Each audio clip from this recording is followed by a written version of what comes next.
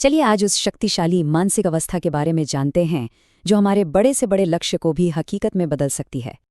तो शुरू करें। चलिए इस सफर की शुरुआत करते हैं एक बहुत ही मशहूर फिल्मी डायलॉग के इस मजेदार सवाल से।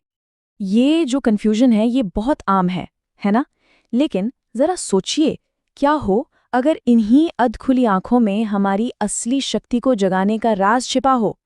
जी हाँ, हम यहाँ बात कर रहे हैं अर्ध जागृत अवस्था की, जिसे हम सेमी कॉन्शियस स्टेट भी कहते हैं। ये पूरी तरह जागने और गहरी नींद के बीच का कह सकते हैं एक जादुई पुल है। इसको ऐसे समझते हैं, ये वो खास पल होते हैं ठीक सोने से पहले या सुबह सुबह आंख खुलते ही, जब शरीर एकदम रिलैक्स्ड होता है, दिमाग शांत होता है और दुनिया के सारे लॉजिक, सारे तर्क वितर्क धुंधले पड़ने लगते हैं।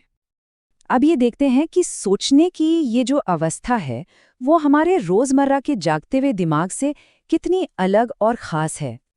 तो सबसे बड़ा फर्क ये है कि हमारा जागता हुआ मन वो लॉजिक, शक और सवालों का एक किला है, जबकि अर्ध जागृत मन वो पूरी तरह खुला हुआ है, हर बात को स्वीकार करने के लिए तैयार।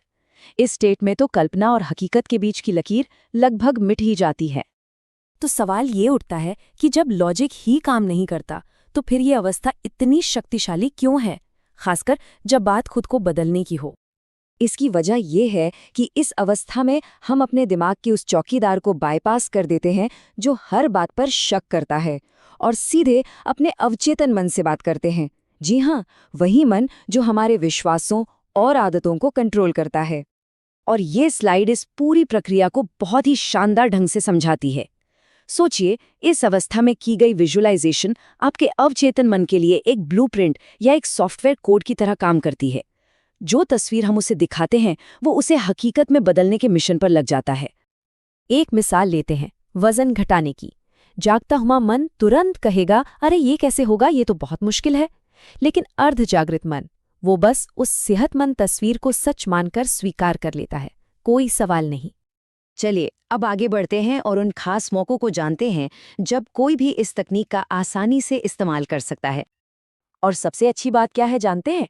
हम कुदरती तौर पर दिन में 2 बार इस स्टेट में जाते हैं, एक रात को सोते समय और दूसरा सुबह उठते समय। ये मौके हमारे हाथ में हैं।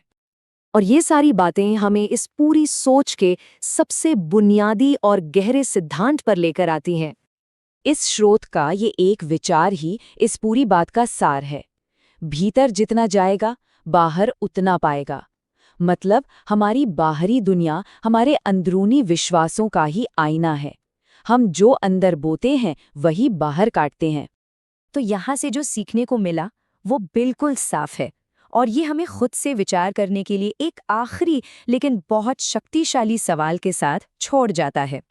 वो पहली तस्वीर क्या होगी जिसे हम अपने मन में देखना चाहेंगे?